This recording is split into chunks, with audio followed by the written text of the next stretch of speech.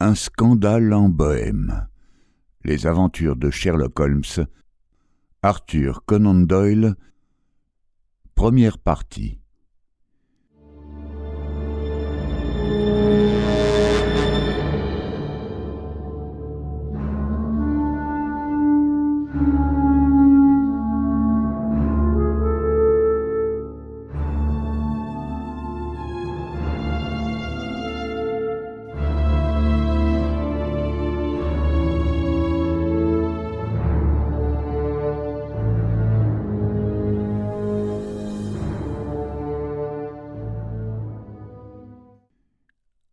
Pour Sherlock Holmes, elle est toujours la femme. Il la juge tellement supérieure à tout son sexe qu'il ne l'appelle presque jamais par son nom. Elle est et restera la femme. Aurait-il donc éprouvé à l'égard d'Irène Adler un sentiment voisin de l'amour ? Absolument pas. Son esprit lucide, froid, admirablement équilibré répugnait à toute émotion en général et à celle de l'amour en particulier. Je tiens Sherlock Holmes pour la machine à observer et à raisonner la plus parfaite qui ait existé sur la planète. Amoureux, il n'aurait plus été le même. Lorsqu'il parlait des choses du cœur, c'était toujours pour les assaisonner d'une pointe de raillerie ou d'un petit rire ironique. Certes, en tant qu'observateur, il les appréciait. N'est-ce pas par le cœur que s'éclairent les mobiles et les actes des créatures humaines ? Mais en tant que logicien professionnel, il les répudiait. Dans un tempérament aussi délicat, aussi subtil que le sien, l'irruption d'une passion aurait introduit un élément de désordre dont aurait pu pâtir la rectitude de ses déductions. Il s'épargnait donc les émotions fortes, et il mettait autant de soin à s'en tenir à l'écart qu'à éviter, par exemple, de fêler l'une de ses loupes ou de semer des grains de poussière dans un instrument de précision. Telle était sa nature, et pourtant une femme l'impressionna, la femme, Irène Adler, qui laissa néanmoins un souvenir douteux et discuté. Ces derniers temps, je n'avais pas beaucoup vu Holmes. Mon mariage avait séparé le cours de nos vies.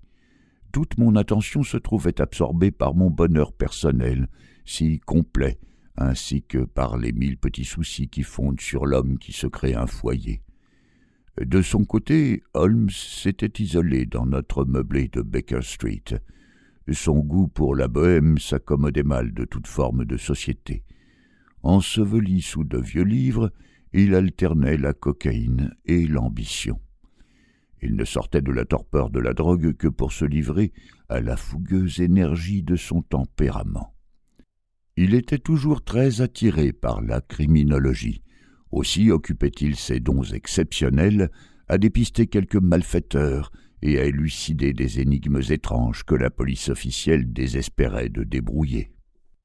Divers échos de son activité m'étaient parvenus par intervalles, notamment son voyage à Odessa, où il avait été appelé pour le meurtre des Trepoff, la solution qu'il apporta au drame ténébreux qui se déroula entre les frères Atkinson de Trincomalee, enfin, la mission qu'il réussit fort discrètement pour la famille royale de Hollande. En dehors de ces manifestations de vitalité dont j'avais simplement connaissance par la presse quotidienne, j'ignorais presque tout de mon ancien camarade et ami. Un soir, c'était le 20 mars 1888, j'avais visité un malade et je rentrais chez moi, car je m'étais remis à la médecine civile, lorsque mon chemin me fit passer par Baker Street. Devant cette porte dont je n'avais pas perdu le souvenir et qui sera toujours associée dans mon esprit au prélude de mon mariage comme aux sombres circonstances de l'étude en rouge, je fus empoigné par le désir de revoir Holmes et de savoir à quoi il employait ses facultés extraordinaires. Ses fenêtres étaient éclairées. Levant les yeux, je distingue même sa haute silhouette mince qui par 2 fois se profila derrière le rideau. Il arpentait la pièce d'un pas rapide, impatient. Sa tête était inclinée sur sa poitrine, ses mains croisées derrière son dos. Je connaissais suffisamment son humeur et ses habitudes pour deviner qu'il avait repris son travail. Délivré des rêves de la drogue, il avait dû se lancer avec ardeur sur une nouvelle affaire. Je sonnai, et je fus conduit à l'appartement que j'avais jadis partagé avec lui. Il ne me prodigua pas d'effusion. Les effusions n'étaient pas son fort. Mais il fut content, je crois, de me voir. À peine me dit-il un mot, toutefois son regard bienveillant m'indiqua un fauteuil. Il me tendit un étui à cigare, son doigt me désigna une cave à liqueur et une bouteille d'eau gazeuse dans un coin. Puis il se tint debout devant le feu et me contempla de haut en bas de cette manière pénétrante qui n'appartenait qu'à lui. « Le mariage vous réussit, observa-t-il. « Ma parole, Watson, vous avez pris 7 livres et demi depuis que je vous ai vu. »« 7, répondis-je. « Vraiment, j'aurais cru un peu plus. Juste un tout petit peu plus, j'imagine, Watson. Et vous avez recommencé à faire de la clientèle, à ce que je vois. Vous ne m'aviez pas dit que vous aviez l'intention de reprendre le collier ? » ?»« Alors comment le savez-vous ? » ?»« Je le vois, je le déduis. Comme je sais que récemment vous vous êtes fait tremper et que vous êtes nanti d'une bonne maladroite et peu soigneuse. »« Mon cher Holmes, dis-je, ceci est trop fort. Si vous aviez vécu quelques siècles plus tôt, vous auriez certainement été brûlé vif. Eh bien oui, il est exact que jeudi j'ai marché dans la campagne et que je suis rentré chez moi en piteux état. Mais comme j'ai changé de vêtements, je me demande comment vous avez pu le voir et le déduire. Quant à Marie-Jeanne, elle est incorrigible. Ma femme lui a donné ses 8 jours. Mais là encore, je ne conçois pas comment vous l'avez deviné. » Il rit sous cape et frotta l'une contre l'autre ses longues mains nerveuses. « C'est d'une simplicité enfantine, dit-il. Mes yeux me disent que sur le côté intérieur de votre soulier gauche, juste à l'endroit qu'éclaire la lumière du feu, le cuir est marqué de 6 égratignures presque parallèles. De toute évidence, celles-ci ont été faites par quelqu'un qui a sans précaution gratté autour des bords de la semelle pour en détacher une croûte de boue.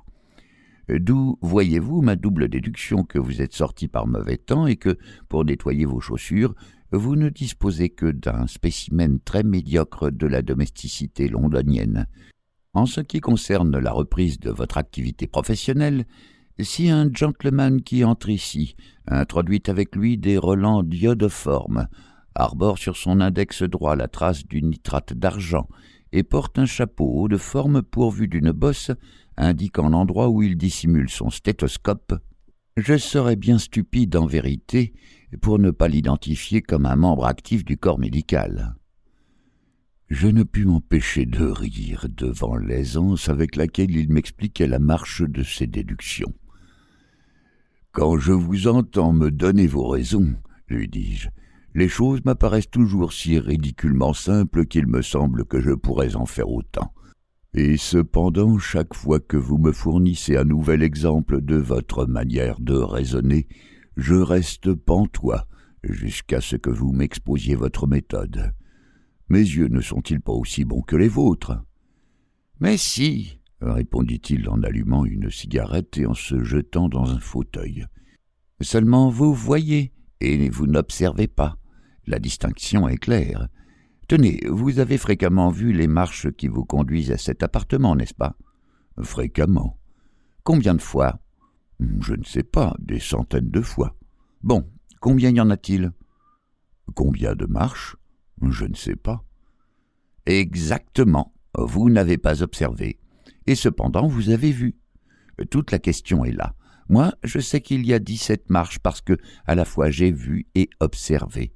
À propos, puisque vous vous intéressez à ces petits problèmes et que vous avez été assez bon pour relater l'une ou l'autre de mes modestes expériences, peut-être vous intéresserez-vous à ceci. » Il me tendit une feuille de papier à lettres épaisse et rose qui se trouvait ouverte sur la table.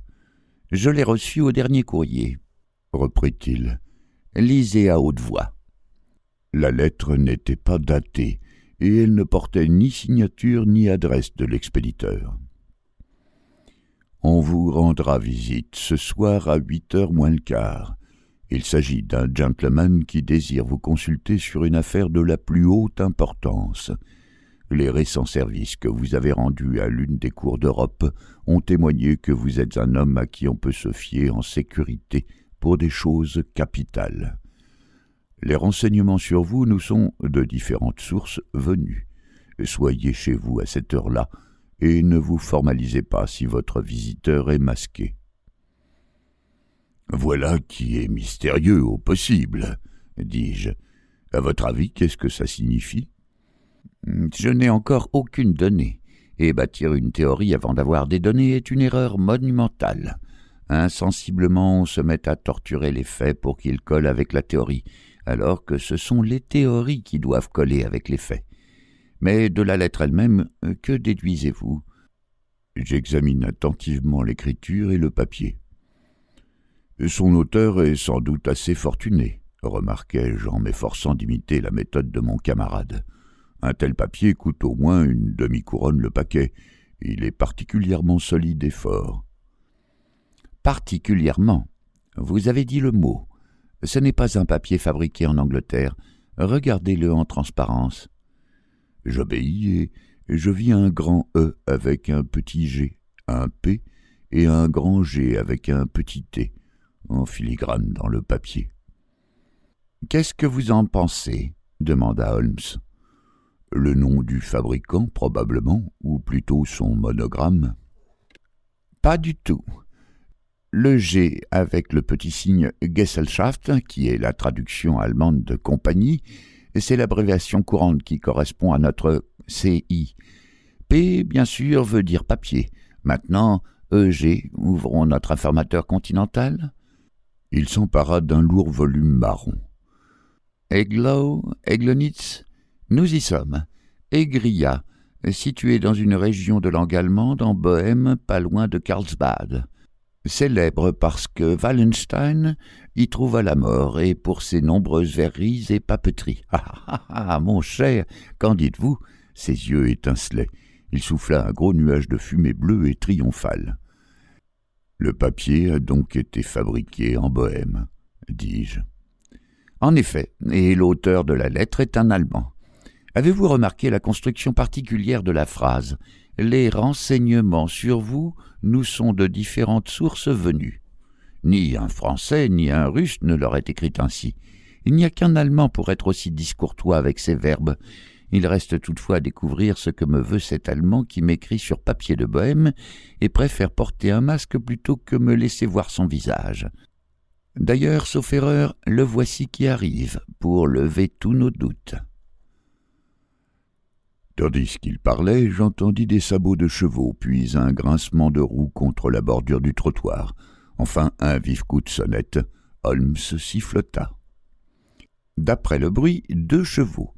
« Oui, » confirma-t-il après avoir jeté un coup d'œil par la fenêtre. « Un joli petit landau conduit par une paire de merveilles qui valent 150 guinées la pièce. Dans cette affaire, Watson, il y a de l'argent à gagner, à défaut d'autre chose. » « Je crois que je ferais mieux de m'en aller, Holmes. »« Pas le moins du monde, docteur. Restez à votre place. Sans mon historiographe, je suis un homme perdu. Et puis l'affaire promet. Ce serait dommage de la manquer. »« Mais votre client... » »« Ne vous tracassez pas. Je puis avoir besoin de vous et lui aussi. Le voici. Asseyez-vous dans ce fauteuil, docteur, et soyez attentif. » Un homme entra.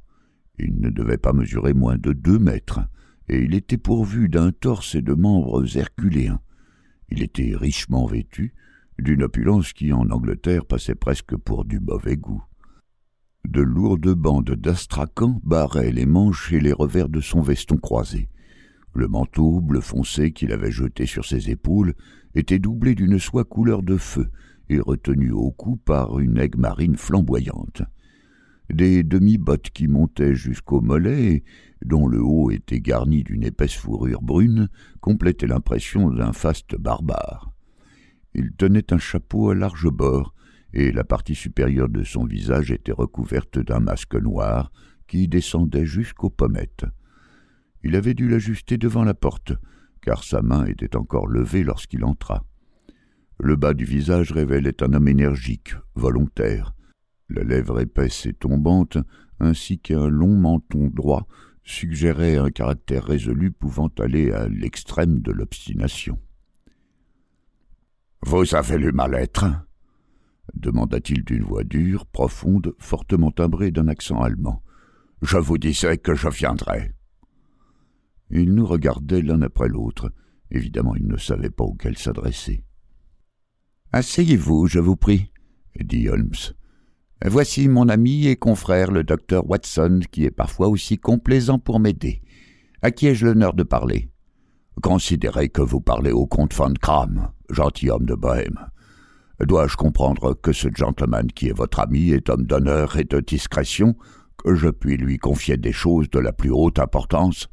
Sinon je préférerais m'entretenir avec vous seul. » Je me levai pour partir, mais Holmes me saisit par le poignet et me repoussa dans le fauteuil. « Ce sera tous les deux ou personne, » déclara-t-il. « Devant ce gentleman, vous pouvez dire tout ce que vous me diriez à moi seul. » Le comte haussa ses larges épaules. « Alors je commence, » dit-il, « par vous demander le secret le plus absolu pendant 2 années. Passé ce délai, l'affaire n'aura plus d'importance. Pour l'instant, je n'exagère pas en affirmant qu'elle risque d'influer sur le cours de l'histoire européenne. »« Vous avez ma parole, » dit Holmes. « Et la mienne. »« Pardonnez-moi ce masque, » poursuivit notre étrange visiteur.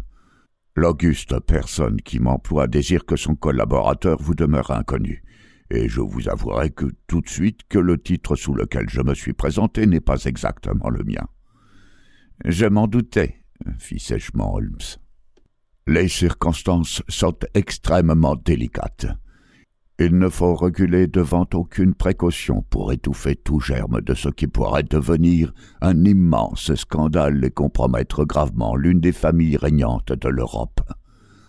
Pour parler clair, l'affaire concerne la grande maison d'Ormstein, d'où sont issus les rois héréditaires de Bohême. »« Je le savais aussi, » murmura Holmes en s'installant dans un fauteuil et en fermant les yeux.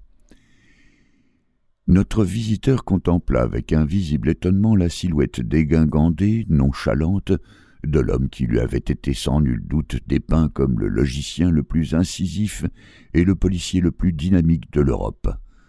Holmes ouvrit les yeux avec lenteur pour dévisager non sans impatience son client.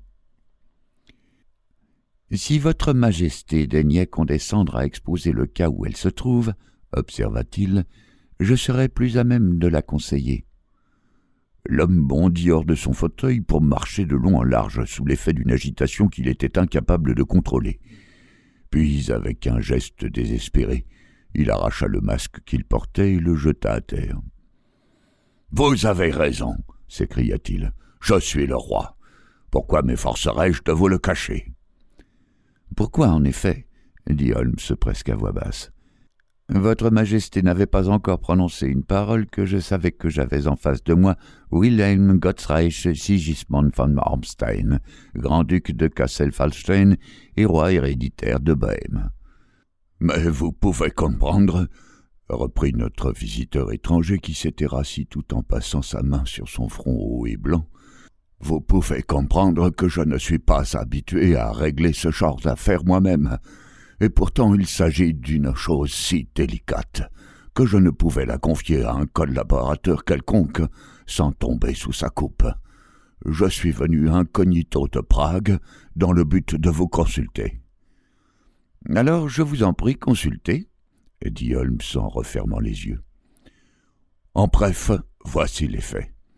Il y a environ 5 années, au cours d'une longue visite à Varsovie, j'ai fait la connaissance d'une aventurière célèbre, Irène Adler. Son nom vous dit sûrement quelque chose. « S'il vous plaît, docteur, voudriez-vous regarder sa fiche ?» murmura Holmes sans ouvrir les yeux. Depuis plusieurs années, il avait adopté une méthode de classement pour collationner toutes les informations concernant les gens et les choses, si bien qu'il était difficile de parler devant lui d'une personne ou d'un fait sans qu'il ne pût fournir aussitôt un renseignement. Dans ce cas précis, Je trouvai la biographie d'Irène Adler intercalée entre celle d'un rabbin juif et celle d'un chef d'état-major qui avait écrit une monographie sur les poissons des grandes profondeurs sous-marines. « Voyons, dit Holmes. Né dans le New Jersey en 1858. Contralto. La Scala. Prima donna à l'Opéra impérial de Varsovie. Oui, abandonne la scène. Ah, habite à Londres. Tout à fait cela. À ce que je vois, votre Majesté s'est laissé prendre au filet de cette jeune personne, lui a écrit quelques lettres compromettantes et serait aujourd'hui désireuse qu'elles lui fussent restituées. Exactement. Mais comment? Y a-t-il eu un mariage secret? Non. Pas de papier ni de certificats légaux? Aucun. Dans ce cas, je ne comprends plus votre Majesté. Si cette jeune personne essayait de se servir de vos lettres pour vous faire chanter ou pour tout autre but, comment pourrait-elle prouver qu'elles sont authentiques? Mon écriture. Peu défaut. Mon papier à lettres personnel. Un vol. Mon propre sceau. Elle l'aura imité. Ma photographie. Elle l'a achetée. Mais nous avons été photographiés ensemble. Oh là là, voilà qui est très mauvais. Votre Majesté a manqué de discernement. Elle m'avait rendu fou, j'avais perdu la tête. Vous vous êtes sérieusement compromis. À l'époque, je n'étais que prince héritier. J'étais jeune. Aujourd'hui, je n'ai que 30 ans. Il faut récupérer la photographie. Nous avons essayé. Nous n'avons pas réussi. Votre Majesté paiera. Il faut la racheter. Elle ne la vendra pas. La dérober alors. 5 tentatives ont été effectuées. 2 fois des cambrioleurs à ma solde ont fouillé sa maison de fond en comble. Une fois, nous avons tendu une véritable embuscade. Aucun résultat. Pas de trace de la photographie? Pas la moindre. Holmes s'éclata de rire. « Voilà un très joli petit problème, dit-il. »« Mais qui est très grave pour moi, » répliqua le roi sur un ton de reproche. « Très grave, c'est vrai. Et que se propose-t-elle de faire avec cette photographie? »« Ruiner ma vie. »« Mais comment? »« Je suis sur le point de me marier. »« Je l'ai entendu dire. »« Avec Clotilde Lotham de Saxe-Meiningen, la seconde fille du roi de Scandinavie. Vous connaissez peut-être la rigidité des principes de cette famille. La princesse elle-même est la délicatesse personnifiée. Si l'ombre d'un doute plane sur ma conduite, tout sera rompu. Et Irène Adler menace de leur faire parvenir la photographie. Elle le fera. Je suis sûr qu'elle le fera. Je ne la connaissais pas, elle a une âme d'acier.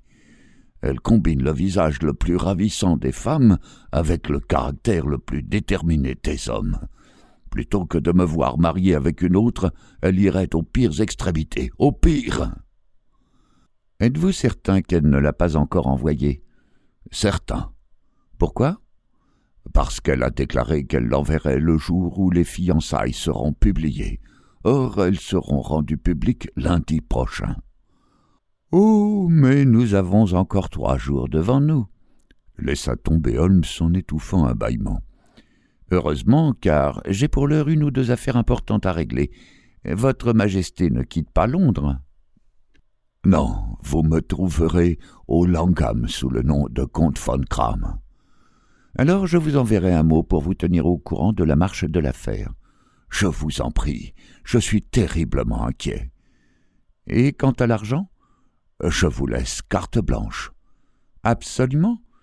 Je donnerai l'une des provinces de mon royaume en échange de cette photographie. Et pour les frais immédiats? Le roi chercha sous son manteau une lourde bourse en peau de chamois et la déposa sur la table. Elle contient 300 livres sterling en or, 700 en billets, dit-il. Holmes rédigea un reçu sur une feuille de son carnet et le lui tendit. « Et l'adresse de la demoiselle ?» demanda-t-il. « Briony Lodge, Serpentine Avenue, St. John's Wood, Holmes le nota avant d'interroger. « Une autre question. La photographie est un format album ?»« Oui. »« Bien. Bonne nuit, Majesté, j'ai confiance. Nous aurons bientôt d'excellentes nouvelles à vous communiquer. »« Et à vous aussi, Watson, bonne nuit, » ajouta-t-il lorsque les roues du landau royal s'ébranlèrent pour descendre la rue. « Si vous avez la gentillesse de passer ici demain après-midi à 3 heures, je serai heureux de bavarder un peu avec vous. »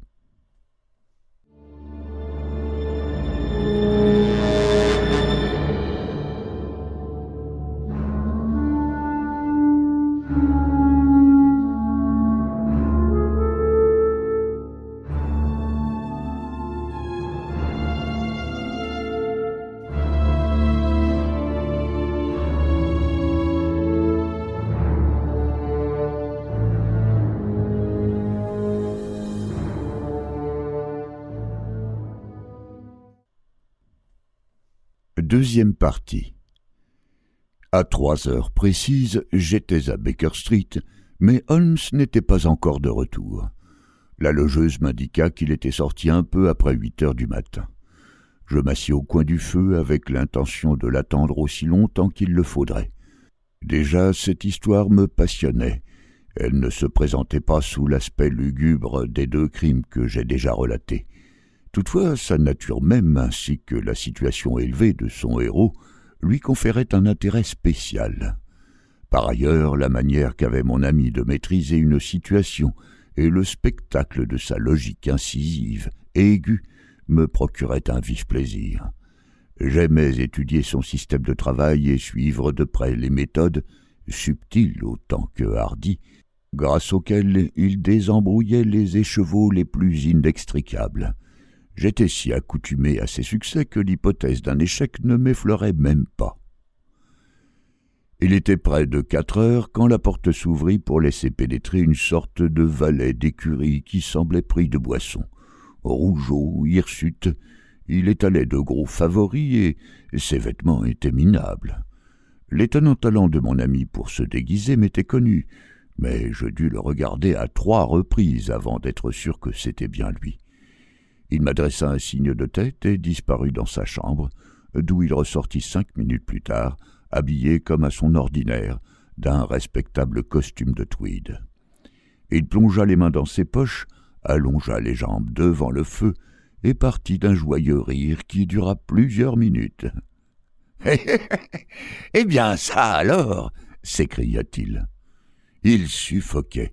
Il se reprit à rire, et il rit de si bon cœur qu'il dut s'étendre à court de souffle sur son canapé. Que se passe-t-il ? C'est trop drôle.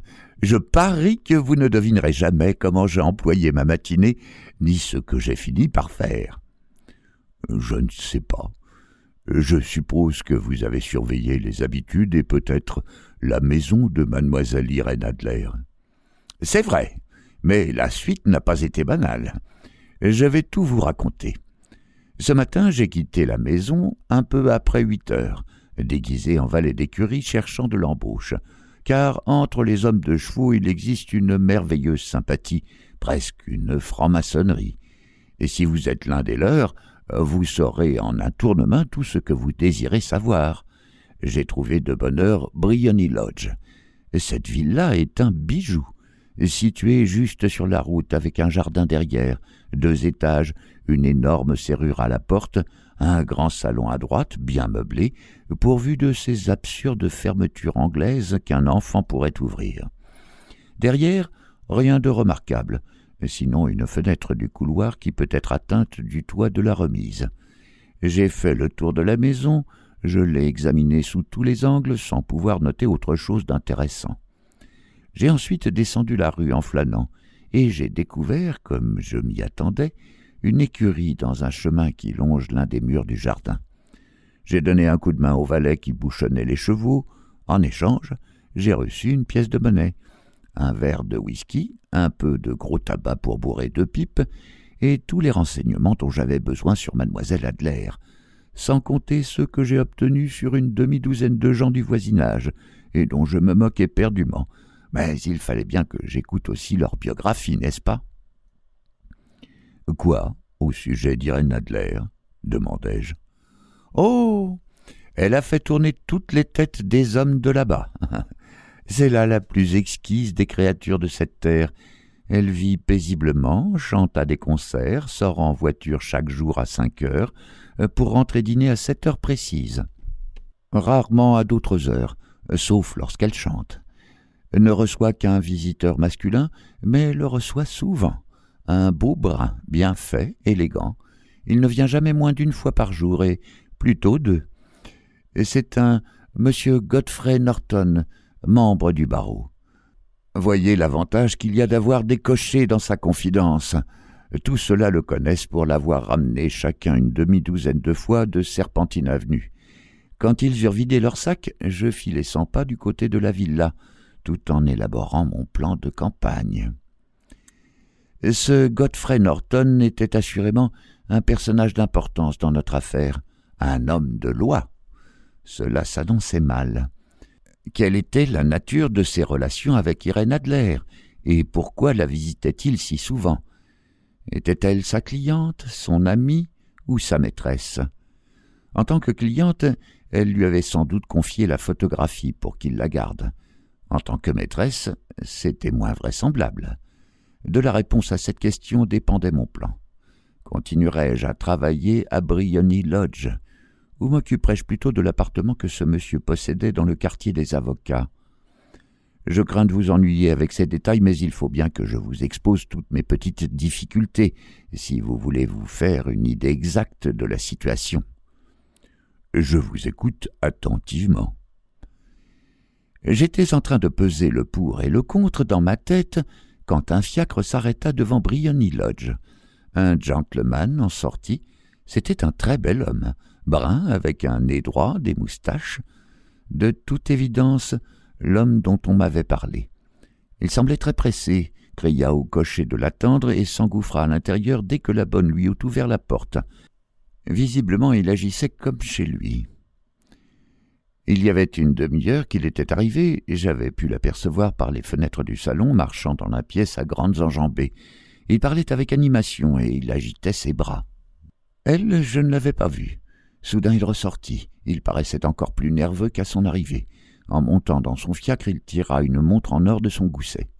« Filez comme le vent !» cria-t-il. « D'abord chez Gross & Hankey à Regent Street, puis à l'église Sainte-Monique dans Edward Road. Une demi-guinée de pourboire si vous faites la course en 20 minutes. » Les voilà partis. Je me demande ce que je dois faire, si je ne ferais pas mieux de les suivre, quand débouche du chemin un coquet petit landau. Le cocher a son vêtement à demi boutonné, sa cravate sous l'oreille, les attaches du harnais sortent des boucles. Le landau n'est même pas arrêté qu'elle jaillit du vestibule pour sauter dedans. Je n'ai vu que le temps d'un éclair. Mais je peux vous affirmer que c'est une fort jolie femme, et qu'un homme serait capable de se faire tuer pour ce visage-là. « À l'église Saint-Monique, John !» cria-t-elle. « Et un demi-souverain si vous arrivez en 20 minutes. » C'est trop pour que je rate l'occasion. J'hésite. Vais-je courir pour rattraper le landau et monter dedans, ou me cacher derrière? Au même moment, voici un fiacre. Le cocher regarde à 2 fois le client déguenillé qui lui fait signe, mais je ne lui laisse pas le temps de réfléchir, je saute. « À l'église Sainte-Monique, lui dis-je, et un demi-souverain pour vous si vous y êtes en moins de 20 minutes. » Il était 12:25. Naturellement, ce qui se manigançait était clair comme le jour. Mon cocher fonça. Je ne crois pas que j'aie jamais été conduit aussi vite, mais les autres avaient pris de l'avance. Nous espérons que vous avez apprécié cet aperçu. Pour continuer à écouter ce livre audio sur Google Play Livres, utilisez le lien dans la description de la vidéo.